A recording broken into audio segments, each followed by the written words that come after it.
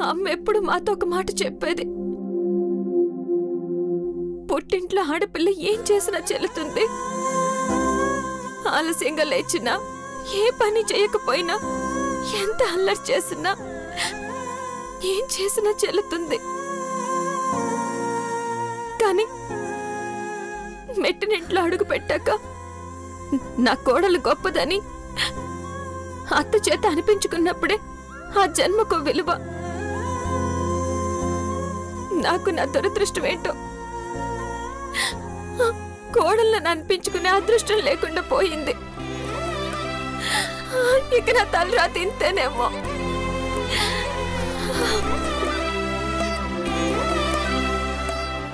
ఏమైంది మృదులకి ఈరోజు? ఎప్పుడు ధైర్యం, నమ్మకం, విశ్వాసమే కనిపించే నీలో ఈ పిరిగితనం ఏంటి కొత్తగా? రిపోర్టర్స్ అడిగిన ప్రశ్నకి ఎప్పటికైనా నా కోడలు గొప్పది అని ధైర్యంగా సమాధానం చెప్పిన నువ్వు ఇప్పుడేమైపోయింది ఆ ధైర్యం? సరే, మా అమ్మ వాళ్ళ కదా నీకు ఈ బాధంతా. నీకీ బాధ కలిగించినందుకు మా అమ్మ తరఫున నేను పనిష్మెంట్ తీసుకుంటాను, సరేనా?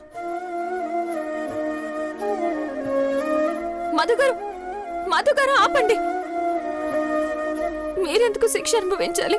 మీరేం చేశారు? ఒక రకంగా నేను కారణమే కదా మృదుల. అసలు నన్నే పెళ్లి చేసుకోకపోయింటే మా అమ్మకి కోడలై ఉండేదానివే కాదు, ఇప్పుడింత బాధపడాల్సి వచ్చుండేదే కాదు. ఆ మాట మాత్రం అనొద్దు. మీ తోడనేది లేకపోతే ఇంత ధైర్యం ఎక్కడిది? ఈ విజయం ఎక్కడిది? అసలు మీరంటూ లేకపోతే ఈ జీవితం ఎక్కడిది? మరైతే ఎందుకు ఈ ఏడుపు? అసలు అమ్మ మనసు కూడా చాలా మంచిది మృదుల. కానీ మానసిని కోడలను చేసుకోవాలి, పుట్టింటితో వియ్యం పొందాలని ఎంతో ఆశపడింది. కానీ మన పెళ్లి వల్ల అది జరగకపోయేసరికి బాగా అప్సెట్ అయ్యి కోపం పెంచుకుంది. ఈ విషయం నీకు కూడా తెలుసు కదా, ఇంకా ఎందుకు బాధ? సహనంతో ఉన్నవాళ్ళు సాధించిందంటూ ఏదీ ఉండదు. కొంచెం ఓపిక పట్టు.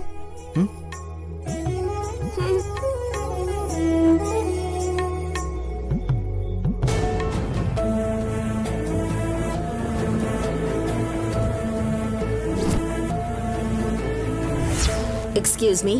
Yes, come in.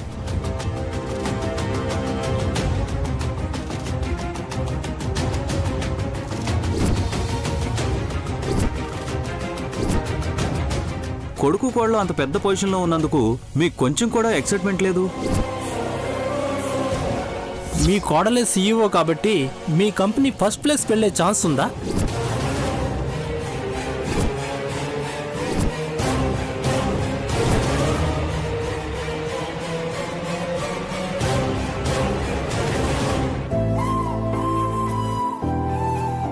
భగవంతుడా, వదిన మనసు మార్చి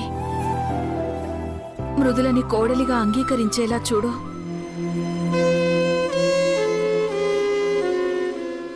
అమ్మా, కాఫీ అక్కడ పెట్టు.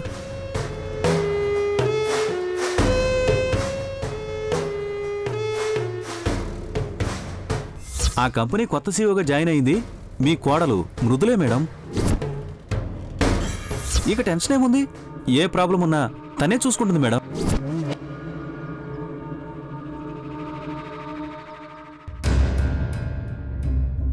రండన్నయ్య. ఏంటన్నయ్య ఇంత పొద్దున్నే? ఏంటన్నయ్య ఏమీ చెప్పకుండా ఒకరి మొహాలొకరు చూసుకుంటున్నారు? ముందు కూర్చోండి. తనయ్య, మావయ్య వాళ్ళకి కాఫీ తీసుకురా.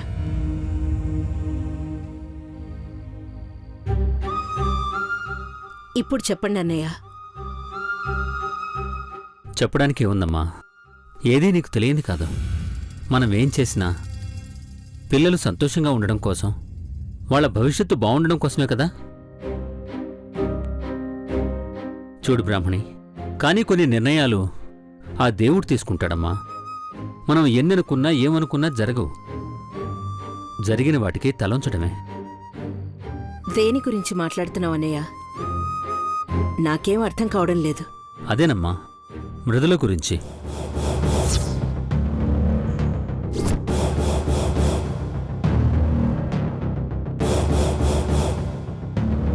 ఇప్పుడు దాని గురించి మాట్లాడుకోవడానికి ఏముందన్నయ్య? లేకపోవడం ఏంటమ్మా?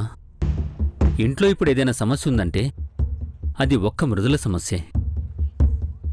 అది సమస్యగా మిగిలినంతకాలం ఇంట్లో ఎవరికీ మనశ్శాంతిగా ఉండదమ్మా. మధు మృదులలు భార్యాభర్తలు కావడం అన్నది దైవ నిర్ణయం.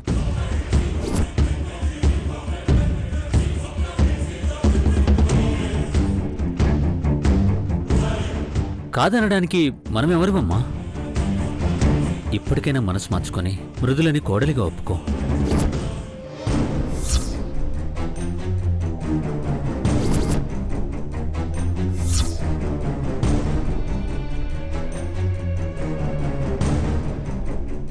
చూస్తావేంటే? కాఫీ తెచ్చావు కదా, ఇవ్వు. తీసుకోండి మావయ్య.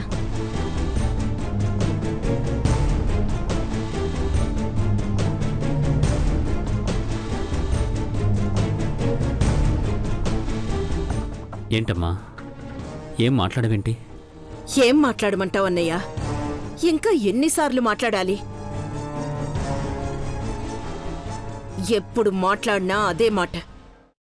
దాన్ని నా కోడలిగా ఎప్పటికీ ఒప్పుకోను.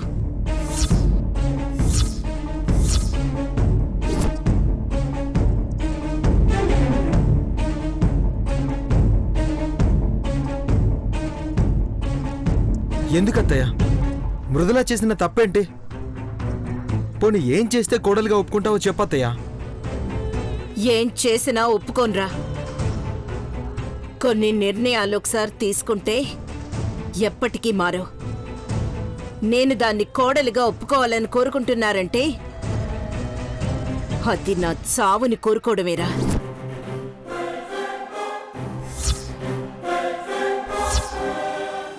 ఎందుకంటే అది నా ఇంట్లో కోడలిగా అడుగు పెట్టడం అంటూ జరిగితే అది నా చావు తర్వాతే.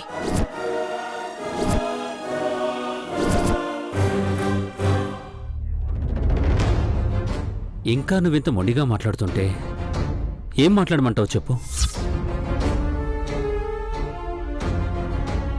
మొన్నటి వరకు అంటే మానసిని కోడలుగా తెచ్చుకోవాలనుకున్నావు. కానీ ఇప్పుడు మానసికి పెళ్ళైపోతోంది.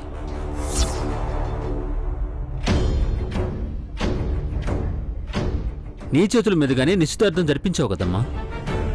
ఇంకా ఏం ఆలోచించి వద్దంటున్నావు చెప్పు? ఇప్పుడు నీకు కోడలైనా కూతురైనా మృదులేనమ్మా. అన్నయ్య,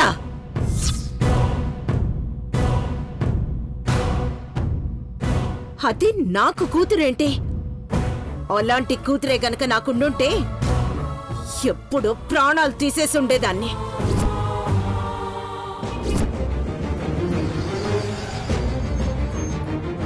పాతిక సంవత్సరాల తర్వాత పుట్టింటి మీద ప్రేమ పుట్టి తిరిగి వచ్చానన్నయ్య. కానీ ఏ ఒక్క రోజైనా సంతోషంగా గడిపానా? లేదన్నయ్య. కారణం అదే.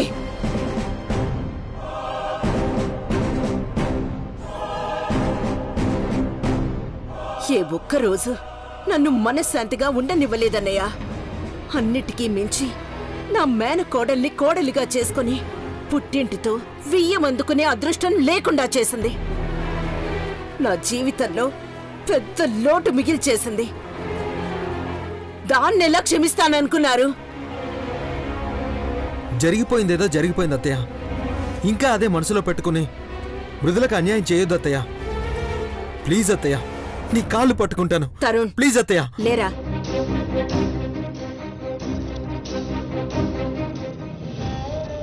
లేరా?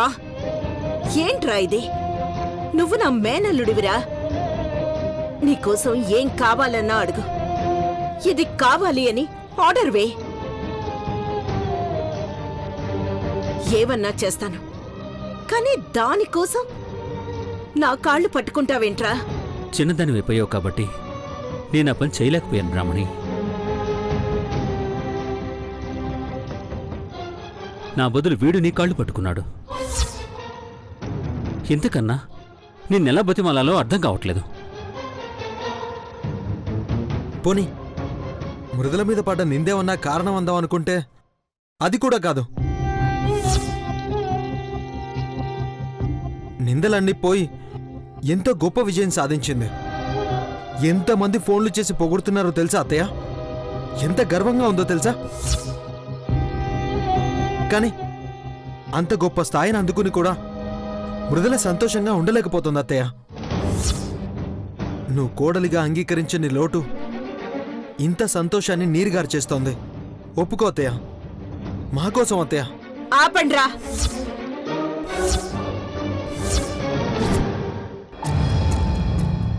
అస్సలు నాకు నచ్చని విషయం ఏంటో తెలుసా? ఒక పనికి మాలిన దానికోసం, మీ పక్కన నిలబడే అర్హత కూడా లేని దానికోసం ఇంతలా దిగజారిపోయి అడుగుతున్నారు చూడు. ఇది ఇది భరించలేకపోతున్నాన్రా. అది కదమ్మా. అన్నయ్య ప్లీజ్, మీకు దండం పెడతాను.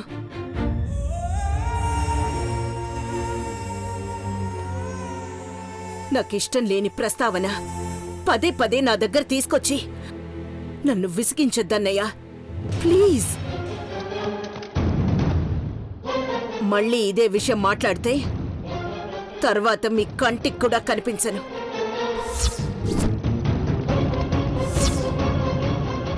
ఈ చెల్లెలు అవసరం లేదనుకుంటే వచ్చి మాట్లాడండి. బ్రాహ్మణి, బ్రాహ్మణి,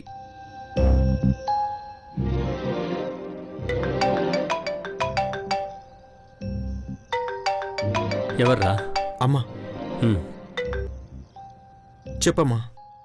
ఏమైందిరా? అత్త ఏమందే? ఏమంటుందమ్మా? ఎప్పుడు అనేదే. దాని అదృష్టమే అంతేనేమో. నేను నాన్న ఎంత బతిమాలినా అత్తే మనసు మారలేదు. ఆ దేవుడే దిగొచ్చి ఏదో చెయ్యాలమ్మా. రాత్రి నువ్వు చెప్పాక చిన్న ఆశ పుట్టిందిరా. ఒప్పుకుంటుందేమో అనుకున్నాను. ఇంకా ఎందుకురా అంత పట్టుదలా? ఎప్పుడు దీని తలరాత మారుతుందో.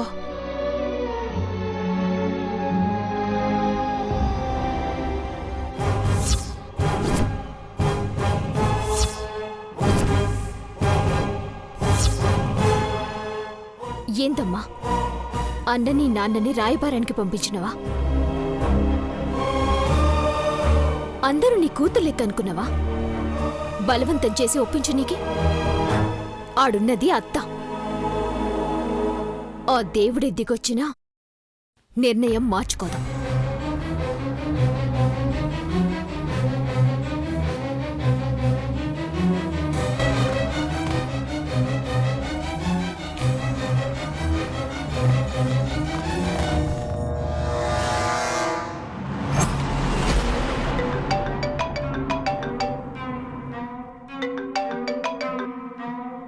హలో, ఎవరండి? నేనెవరో ప్రస్తుతానికి అనవసరం. చిన్న పని చేసి పెడితే డబ్బులొస్తాయి. చేస్తావా? చెప్పండి. బ్రాహ్మణి కంపెనీకి మీ కంపెనీకి ఏదో చెడిందని తెలిసింది. అవును, కానీ అందులో మా ప్రమేయం ఏమీ లేదు. వాళ్ళే కాంట్రాక్ట్ క్యాన్సిల్ చేయమన్నారు. నాకు కావాల్సింది అదే. వాళ్ళు క్యాన్సిల్ చేస్తామంటే వద్దనకూడదు. వాళ్ళకి మీ కంపెనీ నుంచి ఎలాంటి సాయమో అందకూడదు. కాంట్రాక్ట్ క్యాన్సిల్ అయిందని షేర్ హోల్డర్స్ అందరికీ తెలియాలి. అసలు మీరెవరు? ఇదంతా జరిగితే మీకేం లాభం? నేనెవరో అనవసరమని చెప్పాను కదా. ఇక నాకు లాభం ఏంటి అంటావా? ఆ కంపెనీ కుప్ప కూలిపోవడం, బ్రాహ్మణి నడి రోడ్డు మీద పడటం. నువ్వు ఇదంతా చేస్తే 2 లక్షలు ఇస్తాను. 2 లక్షలు కాదు, 5 లక్షలిస్తే చేస్తాను. ఓకే, ఇస్తాను. Brahmani company shareholders list నాకు పంపించు. అమౌంట్ ట్రాన్స్ఫర్ చేస్తాను. Okay madam.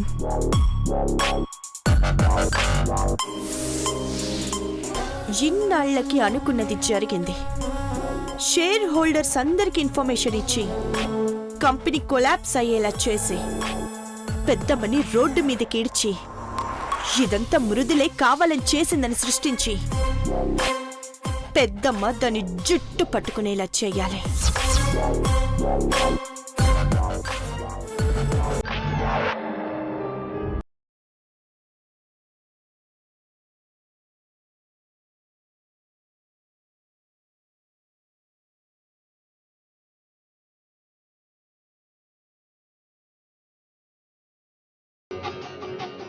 మేనేజర్స్ అందరికీ వర్క్ ఆపమని ఇన్ఫార్మ్ చేశావు కదా? అందరికీ మెయిల్స్ పంపించాను మేడం. కొంతమంది రిప్లై కూడా ఇచ్చారు. మిగిలిన వాళ్ళతో పర్సనల్ గా మాట్లాడు. ఆ కంపెనీ కోసం ఏ ఒక్కరు కూడా మాట్లాడడానికి వీల్లేదు. మేడం, ఇంకొకసారి ఆలోచించండి మేడం. మనం ఈ కాంట్రాక్ట్ క్యాన్సిల్ చేసుకున్నామని తెలిసిన మరుక్షణం చాలా ప్రాబ్లమ్స్ ఫేస్ చేయాల్సి వస్తుంది. ఏ ప్రాబ్లం ని ఎలా హ్యాండిల్ చేయాలో నాకు తెలుసు. ఇది మాత్రం జరిగి తీరాల్సిందే. ఇంకొకసారి ఆ మాట మాట్లాడకుండా పని చూడండి.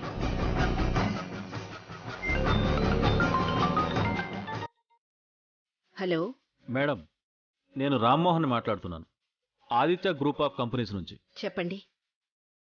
Madam, Zee Infotech contract cancel చేశారని విన్నాను, నిజమేనా?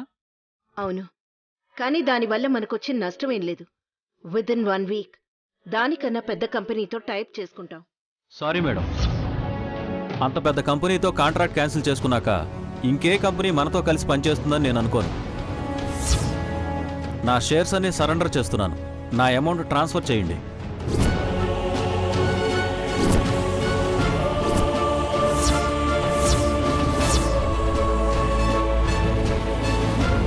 ఏం మాట్లాడుతున్నారు? ఇంత సడన్ గా డెసిషన్ ఏంటి? మీరు సడన్ డెసిషన్ తీసుకున్నారు కదా, ఈ న్యూస్ బయటకు తెలిస్తే షేర్స్ మొత్తం కుప్పకూలిపోతాయి. అందుకే ముందు జాగ్రత్తగా సరెండర్ చేస్తున్నాను. అమౌంట్ ట్రాన్స్ఫర్ చేస్తారో లేక ఎసెట్స్ రాస్తారో విత్ ఇన్ అవర్స్ లో జరిగిపోవాలి. No, it's not possible. It should be possible madam. మన అగ్రిమెంట్ అలాగే ఉంది. అలా చేయడం కుదరదు అంటే ఇప్పుడున్న కంపెనీతో కాంట్రాక్ట్ కంటిన్యూ చేయండి. అది మాత్రం జరగదు. అయితే వెంటనే ట్రాన్స్ఫర్ చేయండి, లేదంటే లీగల్గా ప్రొసీడ్ కావాల్సి వస్తుంది. పిచ్చి పట్టిందా వీడికి? షేర్స్ అన్ని సరెండర్ చేశానంటాడేంటి? ఏ ఆ కంపెనీ లేకపోతే మనం బిజినెస్ చేయలేమా? మార్కెట్లో ఉండలేమా? అసలు ఈ న్యూస్ బయటికి ఎలా వెళ్ళింది? అందులోనూ వీక్ ఆఫ్. మనం ఇంకా ప్రెస్ నోట్ రిలీజ్ చేయలేదు కదా. ఈ రోజుల్లో ప్రెస్తో పనే ఉంది మేడం. సోషల్ మీడియాలో ఏ న్యూస్ అయినా సరే క్షణాల్లో వైరల్ అయిపోతుంది.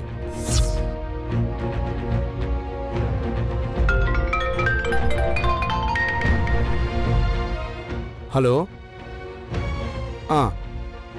ఓకే ఓకే ఓకేనండి. మీరంత టెన్షన్ పడాల్సిన అవసరం లేదు. ఏ ప్రాబ్లం ఉండదు. సరేనండి, నేను మేడం గారికి ఇన్ఫార్మ్ చేస్తాను. శరత్ ఇండస్ట్రీస్ మేడం, వీళ్ళకు కూడా తెలిసిపోయింది. వీళ్ళ షేర్స్ కూడా సరెండర్ చేస్తున్నారు. మిగిలిన వాళ్ళకు కూడా ఈ విషయం తెలిసిపోయి ఉంటుంది. వాళ్ళు కూడా ఇదే డెసిషన్ తీసుకుంటారు. ఒక్కసారి ఆలోచించండి మేడం. ఏవైనా కానీ డెసిషన్ మార్చుకునే ప్రసక్తే లేదు.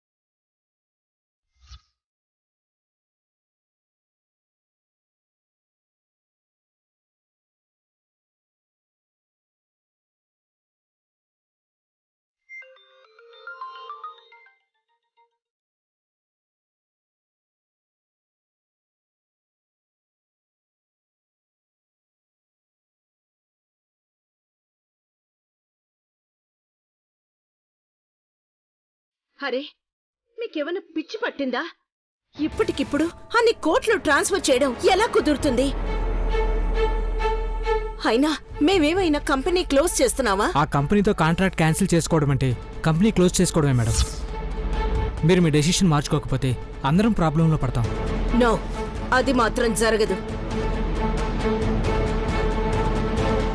స్టేక్ హోల్డర్స్ అందరికీ ఒకేసారి ఇన్ఫర్మేషన్ ఎలా వెళ్ళింది? నో డౌట్ ఎవరు కావాలనే ఇదంతా చేస్తున్నారు. కరెక్ట్ ఇన్ఫర్మేషన్ ఇస్తున్నా. తొందరగా మీరు డెసిషన్ తీసుకోకపోతే మొత్తం లాస్ అయిపోతారు. Next share holder Kamakshi group of companies.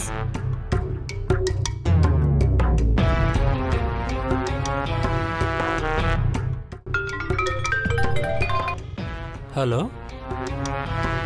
Hello, Kamakshi group of companies. అవునండి, మీరెవరు మాట్లాడుతున్నారు? ఇప్పుడు నేనెవరో తెలుసుకోవడం ముఖ్యమా, నువ్వు రోడ్డు మీద పడకుండా చూసుకోవడం ముఖ్యమా?